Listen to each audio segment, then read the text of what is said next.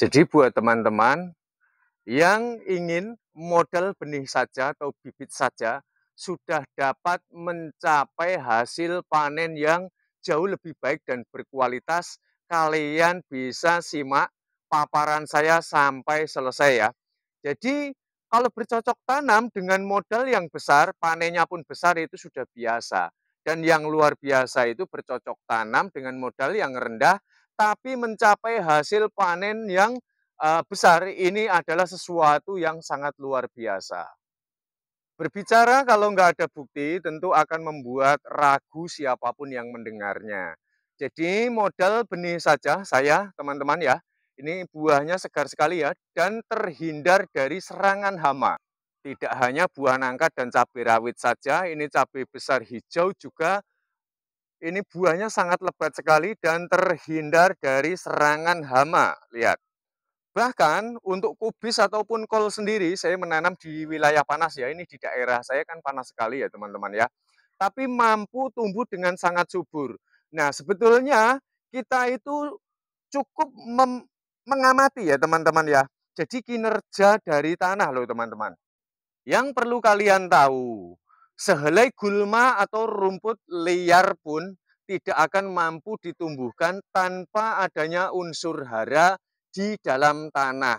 Nah, pertanyaannya adalah unsur hara ini dari mana? Nah, di sini yang ingin kita pecahkan. Secara proses alamiahnya, unsur hara ini tercipta dari seluruh aktivitas dan kotoran dari hewan yang berada di tanah atau di media tanam kita. Dan hewan tersebut ini dinamai dengan mikroorganisme. Jadi mikroorganisme ini adalah binatang yang teramat sangat kecil, ya sebesar bakteri ataupun virus tidak dapat dilihat dengan mata telanjang dan hanya dapat dilihat dengan menggunakan mikroskop. Nah, itu artinya jika kita sudah mengetahui bahwa ada bakteri pengerat pengurai di dalam tanah, yang harus kita ciptakan adalah kita merawatnya supaya nanti mikroorganismenya ini bisa berkembang biak beranak pinak di media tanam kita. Untuk menanam sayuran ataupun buah-buahan atau sayuran yang berbuah atau yang difokuskan untuk daun, langkah awal yang harus kita lakukan adalah bersahabat dengan gulma-gulma. Seperti ini ya teman-teman ya. Nah, jadi yang namanya rumput liar ini tumbuh atas keinginan bumi. Ini sudah proses alamiahnya. Maka jangan coba-coba kita memisahkannya. Nah, jadi yang harus kita lakukan, kita kondisikan dengan cara manual, kita dapat mencabutnya, mencongkelnya, membajaknya, atau mencangkulnya, tapi jangan lupa dikumpulkan. Nah, dikumpulkan, kalian dapat mendaur ulangnya dengan beberapa metode, salah satunya mencacah, kemudian menimbunnya, kalian juga dapat mengeringkannya, membakarnya, lalu prosesnya kalian kembalikan lagi ke tempat semula. Karena keberadaan gulma ini secara alaminya adalah untuk memperbaiki struktur tanah yang mudah kering dan sudah teksturnya ini memadat. Nah, maka dari itu kalau mudah kering berarti media tanam kita atau tekstur tanah ini kekurangan kadar pH, teman-teman. Nah, dengan mengembalikan gulma-gulma ataupun rumput liar pada tempat asalnya setelah didaur ulang, ini dapat memperbaiki struktur tanah yang tadinya memadat, nanti dia dapat menggembur kembali. Kalau tanahnya gembur, otomatis nanti akar akan lebih mudah untuk berkembang.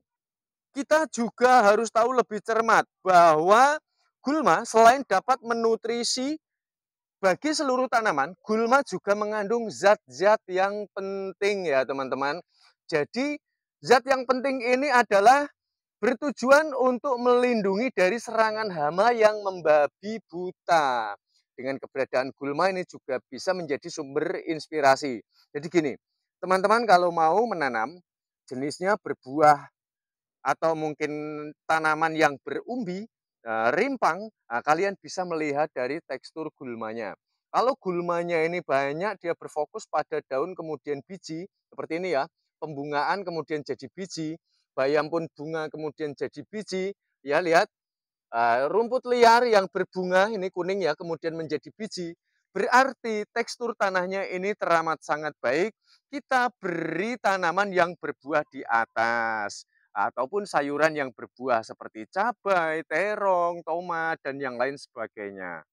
Tapi kalau media tanamnya ini tumbuhnya rumput teki ya teman-teman, karena rumput teki ini kalau sudah berusia dewasa kita cabut dia akan ada umbinya. Nah kalau rata-rata gulmanya adalah rumput teki seperti ini berarti untuk memperbaiki struktur keadaannya yang rusak, tanah ini yang paling cocok adalah ditanami jenis umbi-umbian ataupun rimpang-rimpangan. Pada intinya yang berbuah di dalam tanah.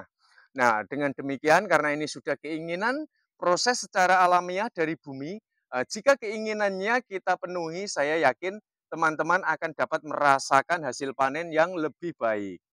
Jadi sebetulnya peranan terbesar adalah gulma. Nah, maka dari itu mulai sekarang kita jangan diresahkan dengan keberadaan gulma. Selama gulma tidak berebut makanan dengan tanaman inti kita, maka sebaiknya biarkan saja. Lihat ya teman-teman, tuh gulmanya ya, tidak berebut makanan, makanya saya biarkan saja. Karena dengan keberadaan gulma ini justru dari daya serap akarnya ini dapat mendekatkan mineral ataupun kadar air juga kandungan seperti nitrogen, fosfor, kaliumnya dengan tanaman inti kita. Nah, sebetulnya keberadaan gulma ini teramat sangat membantu karena selain dia dapat melindungi mikroorganisme, bakteri, cacing ya, teman-teman pokoknya binatang pengerat dan pengurai tanah supaya ada kehidupan. Nah, ternyata gulma ini juga memberikan kemanfaatan untuk memberi atau mendekatkan makanan ya terhadap tanaman inti kita. Langkah yang berikutnya setelah kita dapat memanfaatkan gulma ya sebagai pondasi utama untuk bercocok tanam supaya modal benih saja nanti hasilnya baik.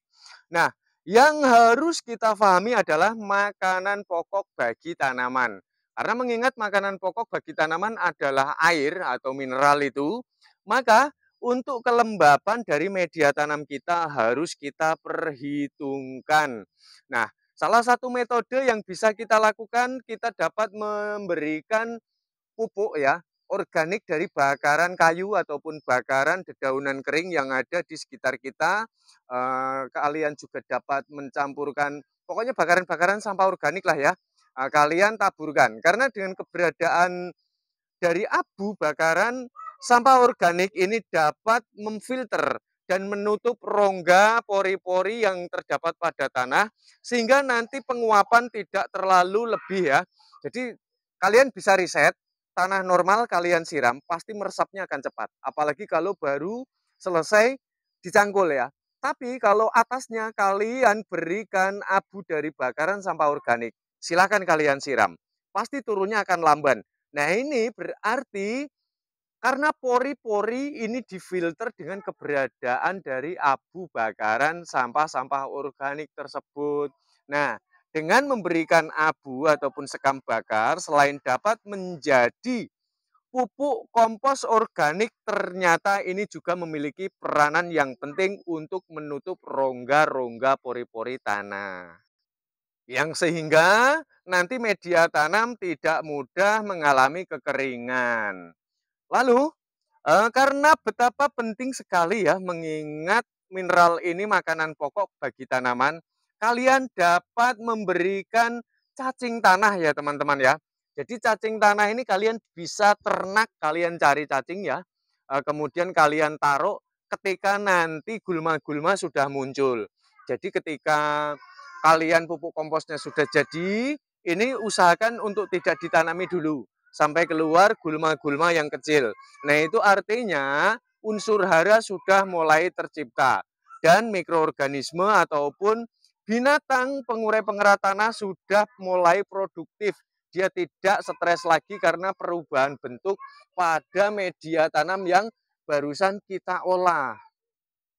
Cara yang teramat sangat penting. Jadi yang membutuhkan cairan tidak hanya tanaman dan manusia, tapi seluruh bakteri baik di dalam tanah ini juga membutuhkan cairan. Jadi semasa pembuatan pupuk kompos, kalian lakukan penyiraman supaya nanti mikroorganisme yang pada stres di dalamnya akan segera tenang sehingga nanti dia bisa minum, bisa makan ya, sehingga nanti dia akan berfokus terhadap perkembangbiakan dia makan, kemudian buang kotoran, kemudian dapat menciptakan unsur hara yang baik. Nah, teman-teman, karena terciptanya unsur hara ini adalah dari kotoran mikroorganisme, maka tidak sedikit para petani menggunakan kotoran ternak untuk memancing unsur hara. Karena apa ya, kotoran ternak yang sudah lama ini sudah ada unsur haranya ya. Terus di samping itu juga sudah ada mikroorganismenya. Jadi ketika ditambahkan untuk dijadikan sebagai media tanam, ini justru akan semakin mempercepat unsur hara supaya dapat tercipta lebih melimpah lagi. Yang kemudian dengan modal benih saja kalian akan mencapai hasil panen yang jauh lebih berkualitas dan mencapai keuntungan yang lebih besar karena hanya modal benih saja semuanya tidak perlu beli. Baiklah, saya rasa sampai di sini ya teman-teman. Mudah-mudahan video ini akan memberikan sumber inspirasi untuk teman-teman ya. Kalau mau bercocok tanam hanya untuk skala rumahan ya, kalian menurut saya lakukan metode dari yang sudah saya uraikan. Ini akan mencapai hasil panen yang lebih berkualitas dan menyehatkan. Baik, sampai di sini salam cinta tanaman.